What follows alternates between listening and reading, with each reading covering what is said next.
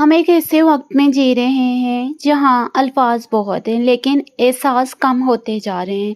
ہم ایک دوسرے کی تعریفیں کرتے ہیں لیکن وہ تعریفیں دل سے نہیں ہوتی، صرف وقتی خوشی دینے کے لیے ہوتی ہیں یا اپنا مطلب نکالنے کے لیے۔ اسی لیے میں کہتی ہوں غیر ضروری تعریفیں تھوڑی کم کر دیں۔ ہر کسی کو اچھا کہنا، ہر کسی کو درست مان لینا، یہ نہ سچ ہے نہ ہی انصاف، کیونکہ غلط کو غلط نہ سمجھ پانا جہالت ہے، اور جانتے بوجھتے ہوئے غلط کو غلط نہ کہنا صرف کمزوری نہیں بلکہ غلامی کی نشانی بھی ہے۔ ہم اکثر خاموش رہ جاتے ہیں صرف اس لیے کہ کوئی ناراض نہ ہو جائے، لیکن سچ یہ ہے کہ یہ خاموشی ہی سب سے بڑا نقصان کرتی ہے۔ کہتے ہیں نا، ہم نے سچ کو چھپایا تو سکون نہ ملا، جھوٹ کو اپنایا تو خود سے نظر نہ ملی۔ یہ کیسا دور ہے کہ سب خوش دکھتے ہیں مگر کسی کو دل کی راحت نہ ملی۔